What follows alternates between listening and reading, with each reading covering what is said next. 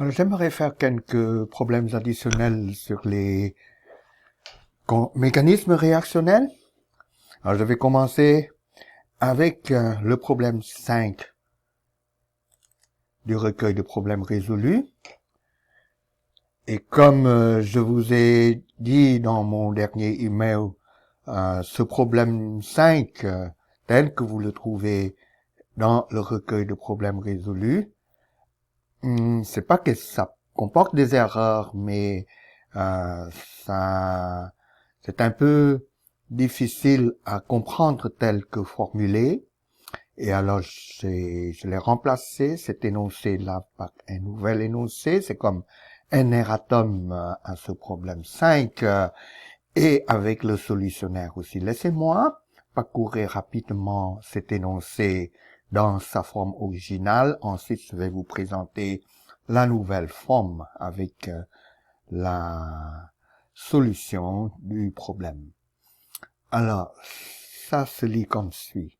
La décomposition du peroxyde de ditertiobutyle, CH3 3 fois, COOC, CH3 3 fois, qui est cette molécule-là, pour donner de CH3CO, CH3, de l'acétone, plus C2H6, suit une loi cinétique empirique du premier ordre. Le mécanisme suivant a été proposé pour cette réaction.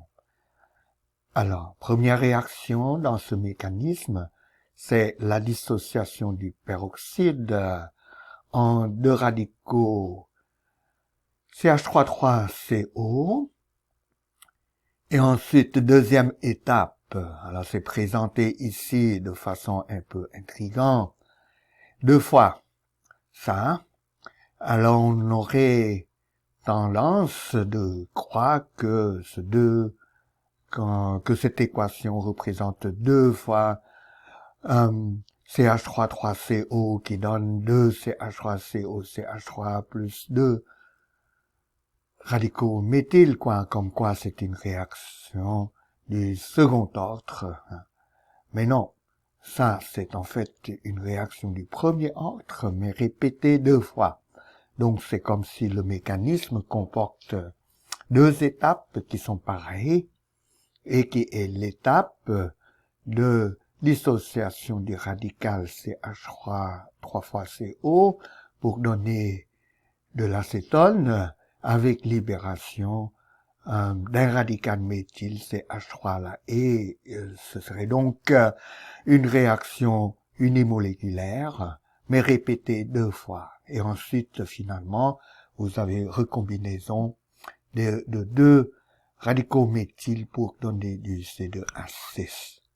Alors, c'est donc ça, cette façon de présenter la deuxième étape répétée deux fois de cette façon qui est mêlant et qui demande que vous deviez prêter très attention à comment intégrer ces deux étapes-là dans l'analyse de mécanisme de réaction.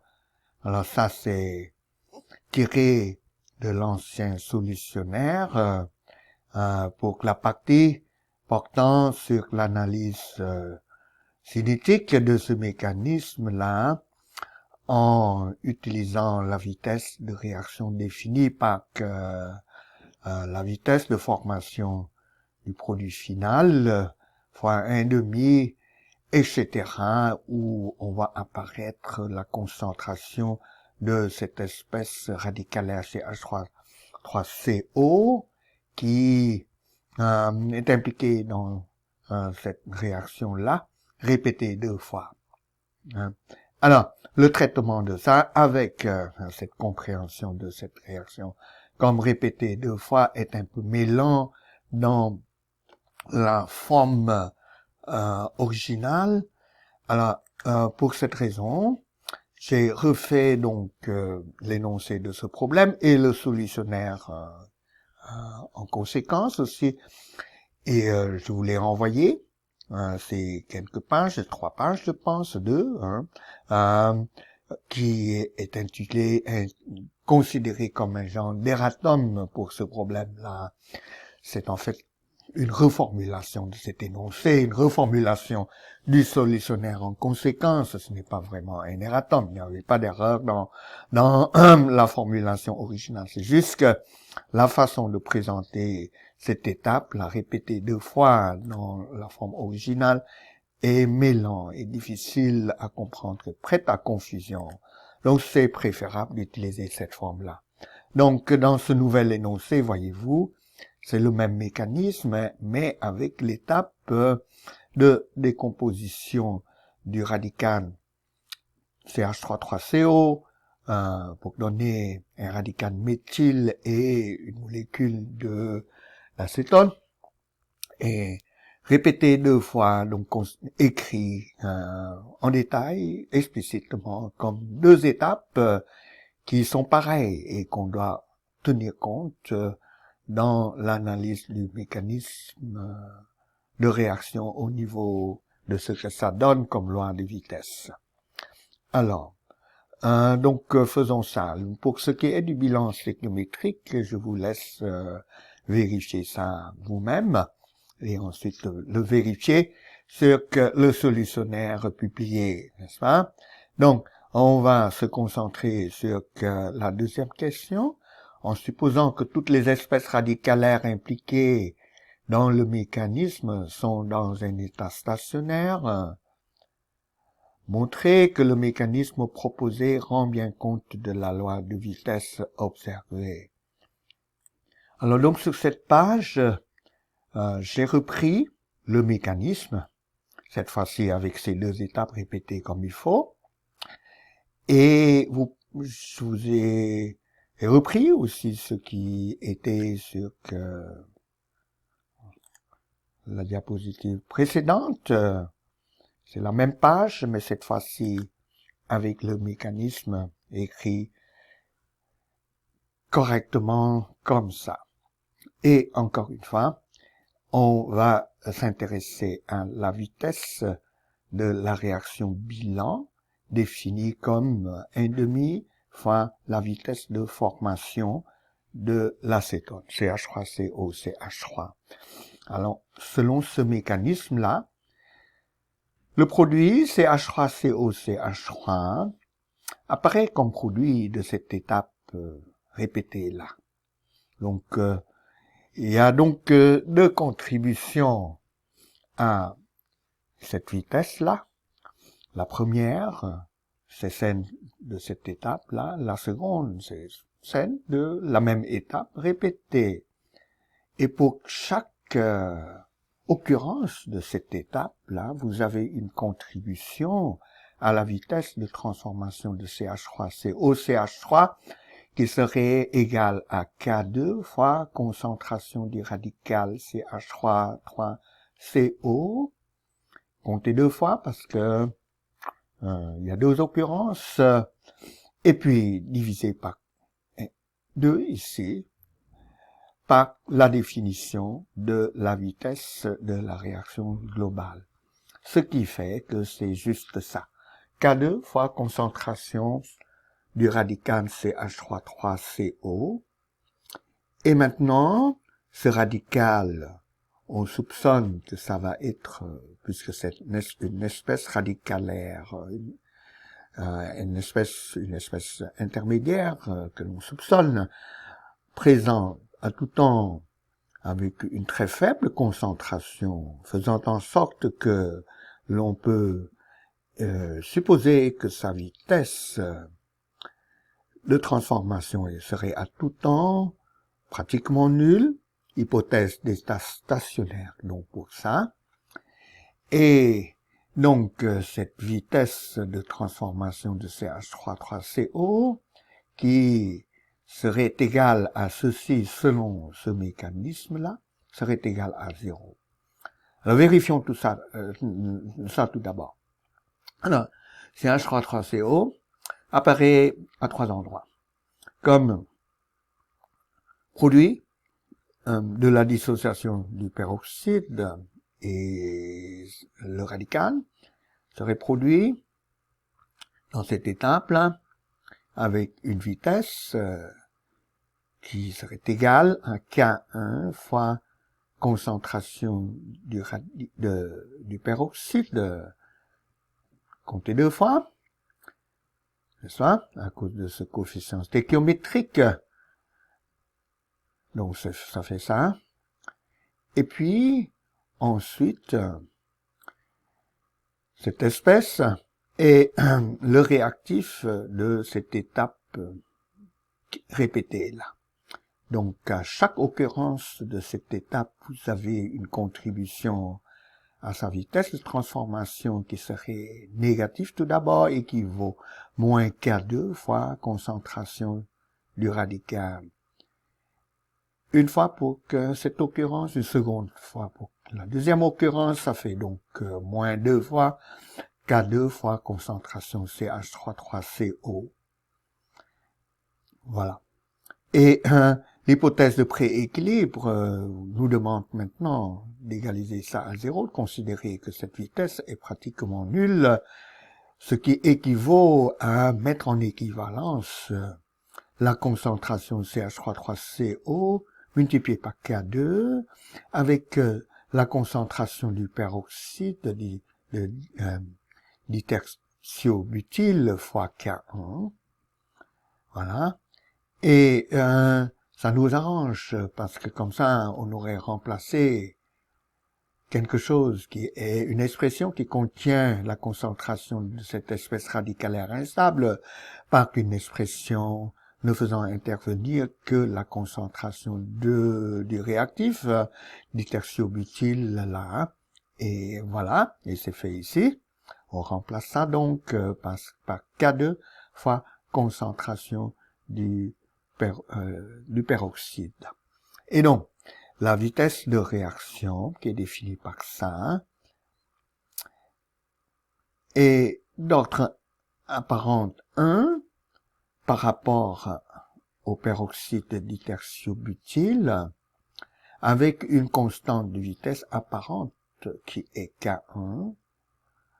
Donc, ça veut dire que l'étape déterminante est cette première étape-là. Alors, on peut aussi utiliser la vitesse de formation du produit C2H6 comme définition de la vitesse de réaction de la réaction bilan, n'est-ce pas? C2H6 apparaît comme produit final ici. Donc, vitesse de cette réaction, c'est une fois dérivée de la concentration C2H6 par rapport au temps. Donc, on peut faire ça aussi. Alors, si on fait ça, on voit que ça donne vitesse de réaction égale à cette dérivée de la concentration C2H6 qui, d'après le mécanisme, serait égale à 4 fois concentration de radicaux méthyle au carré, parce que cette réaction est une réaction bimoléculaire, second ordre par rapport à CH3, dont la loi de vitesse, c'est vitesse de cette réaction seule, là, égale à 4 fois concentration de CH3 au carré. L'ordre de cette réaction est 2 par rapport au radical méthyle. Donc, cette vitesse de réaction, si c'est mesuré en utilisant la vitesse de formation C2H6, serait donc donnée par K3 fois concentration de CH3 au carré. Mais CH3 est un radical instable, donc on soupçonne que sa concentration est très faible à tout temps, donc par conséquent on peut utiliser encore une fois l'hypothèse de preuve pour que L. Et cette hypothèse nous demande d'écrire une équation de vitesse détaillée pour que le radical CH3. Tout ça est donné dans le solutionnaire, la nouvelle version de ce solutionnaire pour que ce problème-là, peut-être que non, je vais, je peux vous le présenter tout de suite. Voilà donc cette page du solutionnaire de ce problème 5 dans la nouvelle version. Vitesse de réaction exprimée en termes de la dérivée de C2H6 par rapport au temps et que cette dérivée est, selon ce mécanisme, égale à 3 et à ça. Je vous l'avais déjà dit. Et maintenant, il faut donc regarder l'équation de vitesse pour CH3. Alors, l'équation de vitesse pour CH3 est présentée ici. Alors, CH3 est impliqué comme réactif de la dernière étape où il est consommé avec une vitesse de consommation égale à moins K3 fois concentration CH3 au carré fois 2, hein, parce que son coefficient stéchiométrique à CH3 dans cette étape-là est de 2. Et ensuite, CH3 est impliqué dans chacune de ces deux étapes répétées. Donc, pour chaque occurrence, la dérivée, ou bien la contribution de l'étape à la dérivée de la concentration CH3 en est une qui est positive et qui serait donnée par K2 fois concentration CH3 CO. Et comme on a deux occurrences, on doit compter ça 2 fois. Alors donc, c'est bien ça. 2 fois K2 fois concentration de CH3CO. Alors ça nous permet très simplement de remplacer K3 fois concentration du radical méthyle au carré, tout ça, par K2 fois concentration de ce radical-là. K3 fois concentration du radical méthyle au carré apparaît ici, donc on peut le remplacer selon ça là par K2 fois concentration de ce radical, ça fait ceci. En K2 fois concentration du radical CH3CO, on l'avait vu tantôt là, hein, que c'est égal à K1 fois concentration du peroxyde. Voilà. Et encore une fois, on trouve que la vitesse de réaction est d'ordre 1 par rapport au peroxyde de ditertiobutyle avec constante de vitesse apparente K1, c'est-à-dire que c'est l'étape 1 qui confère à la loi de vitesse apparente sa constante de vitesse. Elle est donc l'étape déterminante du mécanisme.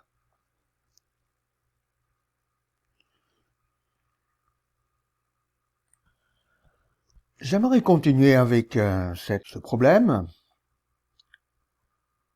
tiré d'un examen de mon ancien cours de chimie physique et ensuite vous présenter un dernier problème, cette fois-ci portant sur la cinétique enzymatique. Alors, ce problème tiré d'un ancien examen de mon cours de chimie physique se lit comme suit. La réaction d'oxydoréduction en milieu acide suivante, vous avez des cations, vanadium 3+, chrome 2+, donc c'est une réaction d'oxydoréduction. Vous allez voir des cations V3+, réduit en du V2+, et du chrome 2+, oxydé en chrome 3+. En solution aqueuse, acide, c'est-à-dire en présence de protons, et cette réaction-là a comme loi de vitesse empirique suivante, avec QRS des constantes.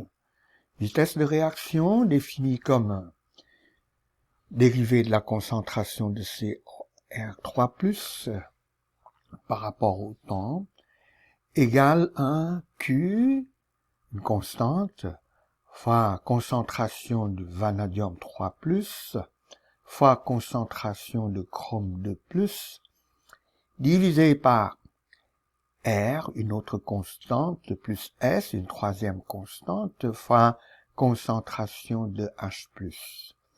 Donc, les ions H+, importent, joue un rôle dans la cinétique. Ça n'apparaît pas dans l'équation stéchiométrique, c'est dans le milieu acide là. Mais ça importe pour la vitesse de réaction. Donc, la première chose que l'on doit constater, c'est que cette équation de vitesse-là ne nous permettrait même pas de définir, de parler d'ordre de réaction par rapport à V3+, à chrome 2+, etc., parce que cette loi de vitesse n'est pas de forme simple d'un monôme, n'est-ce pas, avec le dénominateur qui se présente comme ça. Donc, c'est clair que c'est une réaction non élémentaire, et on a proposé donc un mécanisme pour expliquer cette loi de vitesse.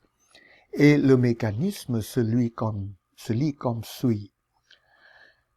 Le cation V3+, réagit avec un H2O, une molécule de H2O, pour en prendre l'anion OH- combiné avec OH- pour donner du VOH2+. Voilà. C'est un peu comme une forme hydratée du cation V3+, quoi, avec libération d'un H+. Et ensuite, à son tour,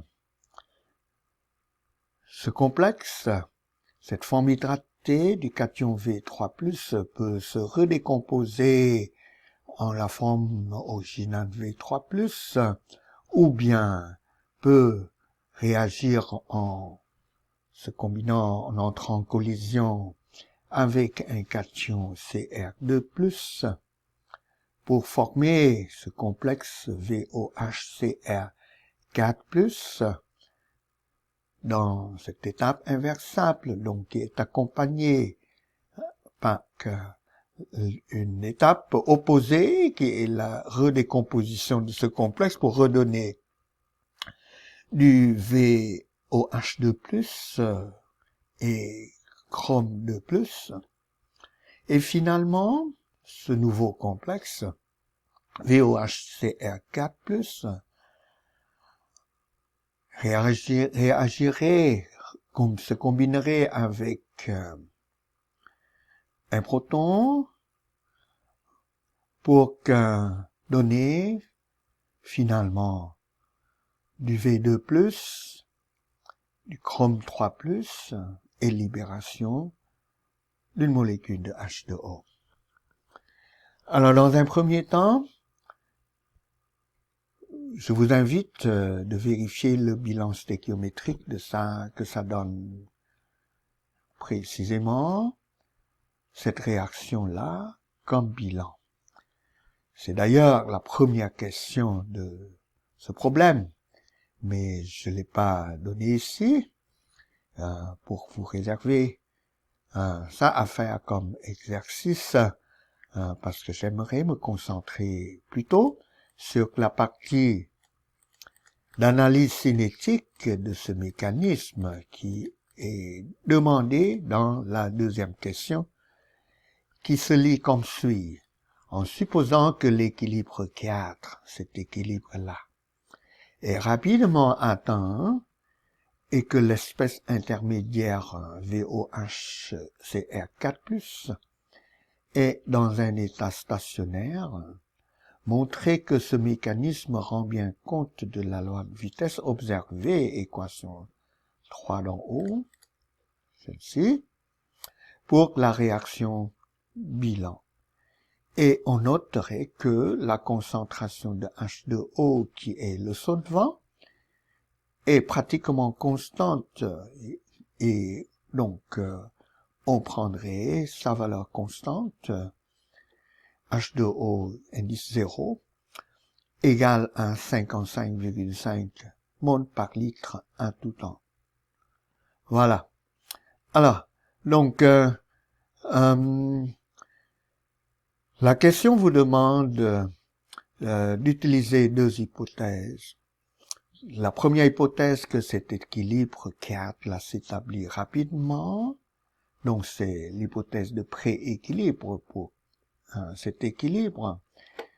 Et donc laissez-moi vous présenter tout ça à côté ici. L'hypothèse que cet équilibre est rapidement atteint signifie que, à tout temps, les concentrations instantanées des différentes espèces impliquées dans cette paire de réactions inversables seraient déjà dans un rapport comme si c'est à l'équilibre, donc donné par la constante d'équilibre. En d'autres termes, le produit des concentrations de VOH2+, et de H+, instantanées là. Normalement, ça devrait être des concentrations de l'équilibre, mais précisément le sens de l'hypothèse de prééquilibre, de la clause qui disait que l'équilibre est rapidement établi ou bien atteint, signifie que on peut considérer les concentrations instantanées comme si c'était déjà des concentrations à l'équilibre, dans le sens que ça répond à cette équation-là.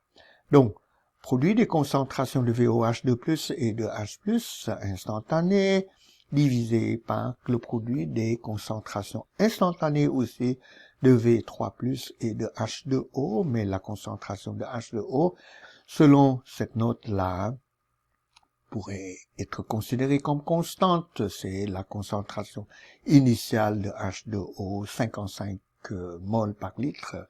Donc ça, c'est une constante, quoi. Voilà. Donc ça, c'est l'hypothèse de prééquilibre K. Donc ça nous permettrait tout à l'heure de remplacer la concentration de VOH2+, par une expression faisant intervenir K équilibre, la concentration de V3+, et la concentration de H+. Deuxième hypothèse que la question nous demande d'utiliser est celle d'état stationnaire pour le cation VOHCr4+, ce complexe, le second complexe-là. Alors, donc, laissez-moi maintenant vous présenter cette condition, cette hypothèse d'état stationnaire pour VOHCr4+. Donc, si ça est dans un état stationnaire, sa vitesse de transformation va être pratiquement nulle à tout temps, et cette vitesse de transformation de VOHCr4+ est, selon le mécanisme là, ceci. Donc ça comporte trois termes. Quels sont ces trois termes? D'abord, il y a la contribution de cette dernière étape qui voit la concentration de cette espèce diminuer avec une vitesse égale à moins K3 fois concentration de cette espèce fois concentration de H+. Donc, c'est ce premier terme-là. Ensuite, ce complexe agit aussi comme réactif dans l'étape opposée dans cette paire-là. Donc, elle verra sa concentration diminuer dans le temps, avec due à cette étape-là, avec une vitesse qui serait égale à moins K2 fois sa concentration, puisque cette étape-là, considérée élémentaire, est unimoléculaire, premier ordre, n'est-ce pas? Donc, sa contribution à ça, c'est moins K, moins 2, fois concentration de VOHCr4+. Finalement, VOHCr4+ est produit dans l'étape directe de cette paire-là, avec une vitesse de production de formation qui serait égale à plus K plus 2 fois concentration de VOH2+, fois concentration de CR2+. Alors, c'est ce dernier terme que voici. Dans l'écriture de ça, j'ai encadré ces deux la concentration de VO1CR4+, à chaque fois que ça apparaît, par ce 4 en magenta, pour vous dire qu'on peut donc regrouper ces deux termes, ensuite amener le tout de l'autre côté de cette équation et réarranger pour finalement obtenir cette expression-là de la concentration de VO1CR4+,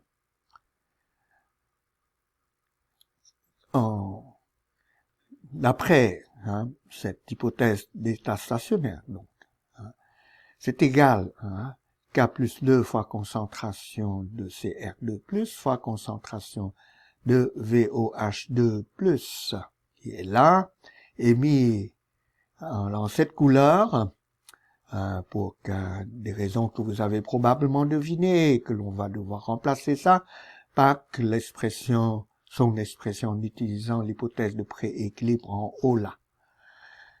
Et donc, K plus 2 fois concentration de CR2+, fois concentration de ça, divisé par K3 fois concentration de H+, voilà, plus K-2 plus K-2. Voilà. Alors maintenant, le terme en couleur ambre là, concentration de VOH2+, comme je l'avais annoncé, peut être remplacé par K équilibre de cet équilibre 4 fois concentration de V3+, fois cette constante, divisé par concentration de H+. Alors c'est bien ça que l'on a ici et qui est substitué dans cette expression-là. Donc, au lieu de ça, j'ai mis K équilibre de l'équilibre 4 fois concentration de H2O indice 0, donc qui est une constante, fois concentration de V3+, divisé par concentration de H+, le tout fois concentration de CR2+, qui était là, fois K2+, qui était là, divisé par K-2, plus K3 fois concentration de H+, qui venait de ce dénominateur-là. Alors, avec tout ça, on est prêt d'écrire l'équation de vitesse prédite, la loi de vitesse, prédite par ce mécanisme-là, en définissant la vitesse de la réaction bilan. Laissez-moi vous rappeler la réaction bilan. La réaction bilan est ça. Donc, on peut définir sa vitesse de différentes façons, soit en prenant appui sur la vitesse de transformation de V3+, par exemple, ou bien celle de CR3+, ainsi de suite. Et mon choix ici, c'est de la définir en termes de la dérivée de la concentration de CR3+, par rapport au temps, puisque l'énoncé nous donne que, expérimentalement, on a trouvé cette vitesse de réaction considérée comme la vitesse de formation de la forme oxydée CR3+, donnée par ça, expérimentalement. Donc voilà, commençons avec ça. Selon le mécanisme maintenant, CR3+ n'est impliqué que dans la dernière étape, et ce comme produit. Et donc sa vitesse de formation dans cette dernière étape est égale à K3 fois concentration de H+, fois concentration de VOH-CR4+. Et cette concentration de VOH-CR4+, dans cet encadré-là, hein, de cette couleur, on l'avait déjà obtenu tout à l'heure, égale à ceci, après avoir utilisé l'hypothèse d'état stationnaire pour cette espèce-là, et l'hypothèse de prééquilibre pour l'équilibre 4. Hein, et les deux conditions nous avaient permis d'obtenir cette expression-là de la concentration de VOHCR4+, dont on a besoin ici. Et cette expression, cette concentration est égale à K plus 2 fois K équilibre fois H2O, concentration constante de H2O fois V3 plus fois concentration CR. 2 plus le tout divisé par H plus et encore divisé par une autre affaire qui est cette somme-là de K-2 et K3 fois concentration de H+. Alors faisons ça, remplaçons cette concentration-là par ceci. Alors ça c'est donné à ma dernière ligne ici. Donc j'ai donc vitesse de réaction qui est donnée par définie par la dérivée de la concentration CR3+, et qui est égale à ça selon ce mécanisme. Donc ici, ce que j'ai fait, c'est rappeler ce qui était écrit en haut, et ensuite j'ai remplacé la concentration de VOHCR4+ par l'expression qu'on venait de trouver. Vous voyez que la concentration de H+, qui apparaît en bas ici, se simplifie avec la concentration de H+, avec quoi on multiplie ce facteur.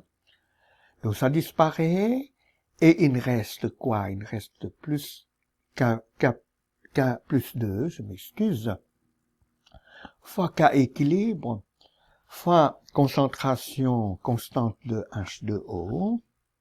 Tout ça est une constante, on peut l'appeler Q, fois concentration de V3+, fois concentration de CR2+, le tout divisé par K-1 plus K3 fois concentration de H+.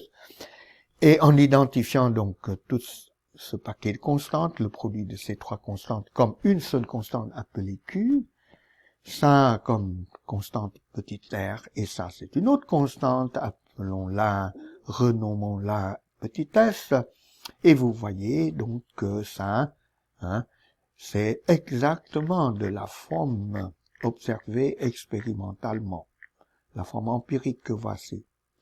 Donc on conclut que le mécanisme marche bien, dans le sens que tout d'abord ça donne le bon bilan stéchiométrique, et ça permet effectivement de rendre compte de la loi de vitesse observée. Voilà. Donc, fin de cette question. Il y a une troisième question. Je ne l'ai pas mis ici, mais laissez-moi vous la décrire quand même dans cette troisième question.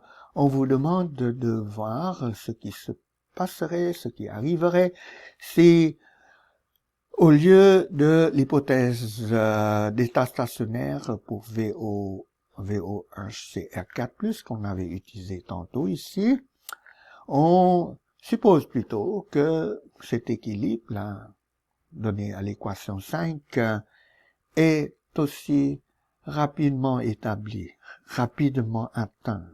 En d'autres termes, qu'est-ce qui se passe si on évoque, en plus de l'hypothèse de prééquilibre, pour le premier équilibre, on suppose aussi, on utilise aussi l'hypothèse de prééquilibre pour ce second équilibre-là. Voilà.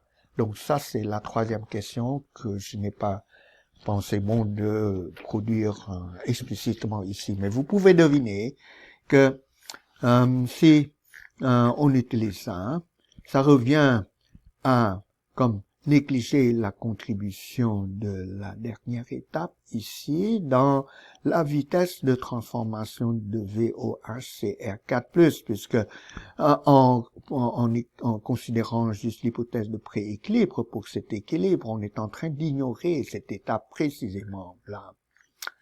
Alors, au fond, ça revient à négliger le dernier terme que voici, K3 fois concentration de H+, vis-à-vis de K-1. Et dans ce cas-là, vous voyez que le dénominateur devient une constante K-1, tout simplement, et la vitesse de réaction devient, à ce moment-là, la loi de vitesse, je m'excuse, devient une loi de vitesse vraiment d'ordre 1 par rapport à V3+, et d'ordre 1 par rapport à CR2+. Tandis que la loi de vitesse observée, qui est cette forme-là, ne nous permet pas de le dire que on a une loi de vitesse d'ordre 1 par rapport à V3+, d'ordre 1 par rapport à CR2+, la loi de vitesse étant de forme non monomiale, donc ne nous permettant pas de parler même d'ordre de réaction. Dans ce problème tiré du livre Elements of Physicochemistry de Atkins, on parle de réaction enzymatique. C'est une réaction enzymatique dont il est question dans ce problème-là. Alors laissez-moi lire cet énoncé directement en français. Alors, la conversion d'un substrat S en produit P,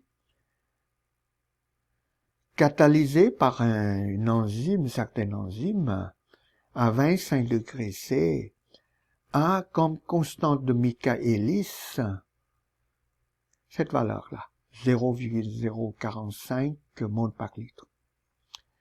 La vitesse de la réaction vaut 1,15 millimol par litre par seconde quand le substrat S a une concentration de 0,110 mol par litre. Et on vous demande de déterminer la vitesse Vmax, la vitesse maximale définie en cinétique enzymatique par cette équation-là. Voilà. Donc, quelle est la valeur de Vmax pour cette réaction en utilisant ces données-là? Alors, j'ai rappelé un peu les éléments importants de la cinétique enzymatique. Tout d'abord, peut-être c'est mieux de parler de généralité, ensuite du modèle de Michaelis-Menten par la suite. La généralité, on observe en général, et laissez-moi vous rappeler que ce sont des observations tout à fait générales, là, qui ne dépendent pas du mécanisme de Michaelis-Menten. Le mécanisme de Michaelis-Menten permet de rendre compte, c'est un mécanisme proposé qui rend bien compte de ce genre d'observation. Alors l'observation que l'on a est que tout d'abord, que cette vitesse de réaction est toujours proportionnelle à la concentration totale d'enzymes, concentration initiale. On parle pas de concentration d'enzymes libres parce que c'est pas ce qui est mesurable, c'est plutôt la concentration totale d'enzymes là. Parce qu'il y a une partie de l'enzyme qui va être libre, une partie qui est présente sous forme associée à d'autres espèces, dont le substrat S ici. Donc la vitesse d'une réaction enzymatique est toujours proportionnelle à la concentration totale d'enzymes. Voilà, ça c'est une première chose. Deuxièmement, ça se comporte toujours comme une vitesse d'ordre 1 à très faible concentration de substrat. Donc, pour les concentrations de substrat très faibles, ici la concentration substrat S est mesurée relativement à Km, la constante de Michaelis, et des valeurs très faibles de S sont des valeurs en bas de 1 ici, voilà, et donc pour ces valeurs très faibles de la concentration de S, la vitesse de réaction qui est présentée ici en fonction de la concentration de S est presque linéaire, proportionnelle à la concentration de S. Donc cette portion-là de la courbe est pratiquement une droite. Voilà, ça c'est la première observation. Vitesse de réaction, deuxième observation plutôt. Vitesse de réaction à faible concentration du substrat et du premier ordre. Et la dernière observation est que, par contre, si on considère que les concentrations de S très grandes, bien plus grands que Km, par exemple une dizaine là, ou bien plus grand encore, alors la vitesse de réaction devient dans cette limite-là indépendante de la concentration du substrat. C'est-à-dire, ça se comporte comme une vitesse d'ordre 0 par rapport au substrat, à forte concentration du substrat. Voilà, ce sont les trois traits importants, les trois observations importantes de la cinétique enzymatique. Vitesse de réaction enzymatique toujours proportionnelle à la concentration totale d'enzymes. Vitesse de réaction toujours d'ordre apparente 1 par rapport au substrat à très faible concentration du substrat S, et vitesse de réaction d'ordre apparente 0 par rapport à ce substrat à très forte concentration de ce substrat, donc dans ce plateau-là. Maintenant, selon le modèle de Michaelis-Menten, cette réaction enzymatique se produirait comme ceci. Tout d'abord, vous avez formation à partir de E et de S, un complexe ES. Dans cet équilibre-là, donc il y a une étape directe, qui est l'étape de formation du complexe ES, mais ce complexe ES peut très bien se décomposer en E plus S, donc retourner en arrière pour donner E plus S dans l'étape opposée de constante de vitesse K-1. Et le même complexe peut aussi donner lieu à la réaction finale, la formation du produit P, avec une constante de vitesse K2. Toutes ces étapes étant élémentaires. Voilà. Et on a montré que avec ce mécanisme de Michaelis-Menten, la vitesse de réaction prend effectivement une forme qui rend bien compte de ces trois observations expérimentales de tantôt. D'abord, que cette vitesse de réaction est égale à cette quantité appelée Vmax, c'est elle qui est proportionnelle à la concentration initiale d'enzyme ou bien la concentration totale d'enzyme, avec constante de proportionnalité qui est la constante vitesse K2 de cette dernière étape-là. Et cette vitesse maximale est multipliée par un facteur qui dépend de la concentration de S de cette façon. C'est égal à la concentration de S divisé par la concentration de S plus une constante appelée constante de Michaelis. Et cette constante de Michaelis est égale à k-1 plus k2 divisé par k plus 1.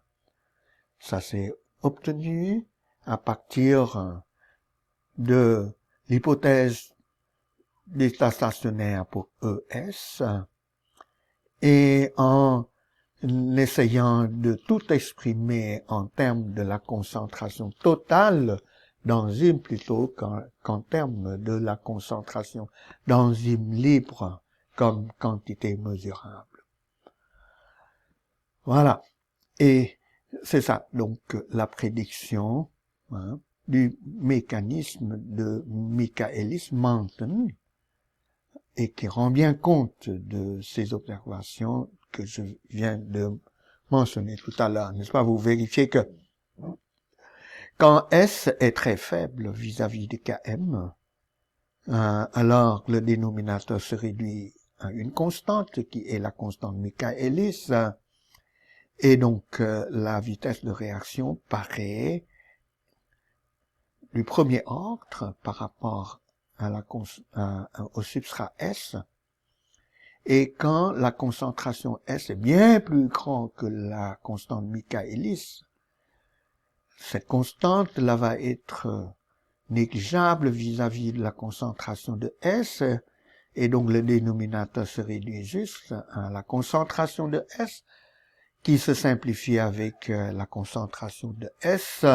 trouvée en haut, et donc dans cette limite-là, donc de très forte concentration de S, la vitesse de réaction devient indépendante de la concentration de S, c'est-à-dire d'ordre 0 par rapport à S effectivement.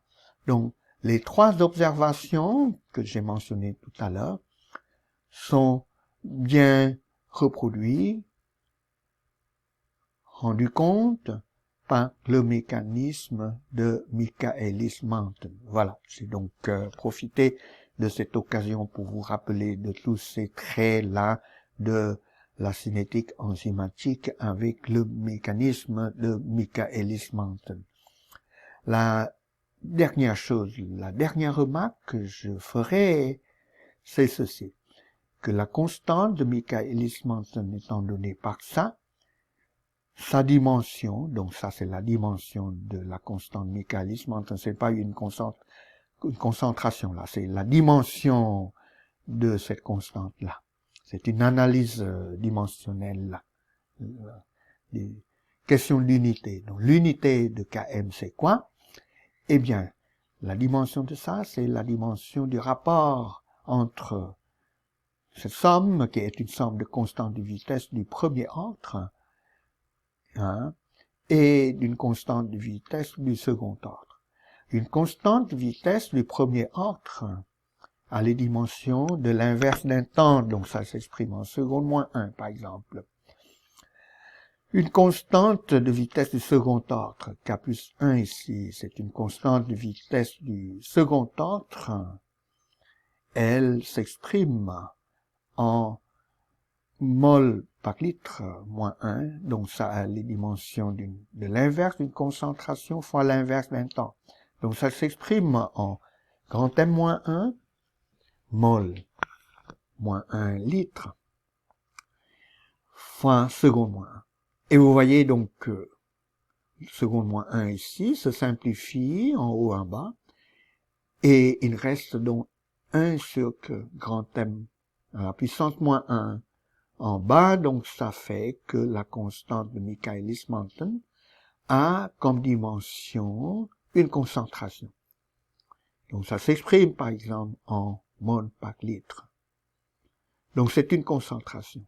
Et c'est effectivement cette concentration-là de S, donc quand la concentration de S est égale à Km, donc quand ce rapport est égal à 1, ça,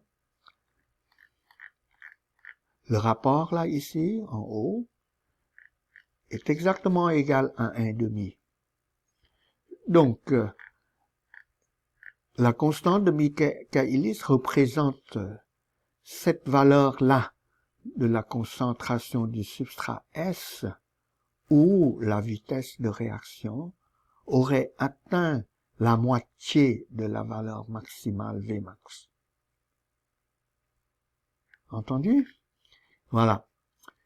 Alors, tout ça, c'est un long rappel du mécanisme de Michaelis-Menten, des traits généraux de la cinétique enzymatique.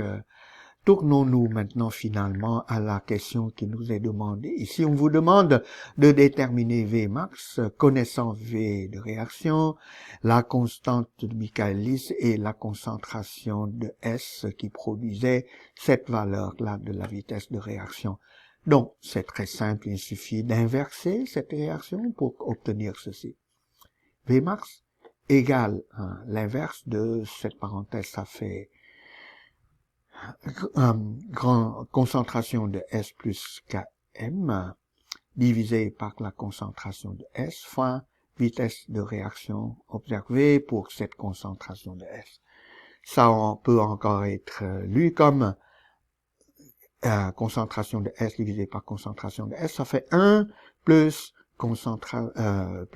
constante de Michaelis divisé par concentration de S, le tout fois la vitesse de réaction. Et c'est dans cette forme-là que je vais utiliser les données pour obtenir la valeur de Vmax.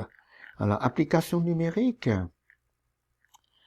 on a concentration de substrat 0,110 mol par litre qui donne cette vitesse de réaction 1,15 millimoles par litre par seconde que j'ai exprimé comme ça, et la constante de Michaelis était donnée égale à 0,045 mol par litre. On n'a qu'à substituer dans l'expression de tantôt, vitesse maximale égale à 1, plus rapport entre Km, qui est égal à ça, et la concentration de substrat égale à ça. Les dimensions grand M, les unités se sont déjà simplifiées, fois la vitesse de réaction observée à cette concentration, qui est ça. Voilà, 1,15 10-3 mol par litre seconde moins 1. Après tout calcul, j'ai obtenu 1,62 10-3 mol par litre seconde moins 1, c'est-à-dire 1,62 millimol par litre seconde moins 1. Et ça, c'est la valeur de la vitesse maximale de cette réaction enzymatique de l'énoncé. Alors, en passant de là à là, vous avez vu apparaître ceci. Donc, si vous inversez ça, donc Vmax égale à 1 plus Km sur S fois V de réaction. Si vous inversez ça, vous voyez que ce n'est rien d'autre que ceci, qui est l'équation de Lineweaver-Burke, qui donne la représentation de Lineweaver-Burke, le graphe de Lineweaver-Burke.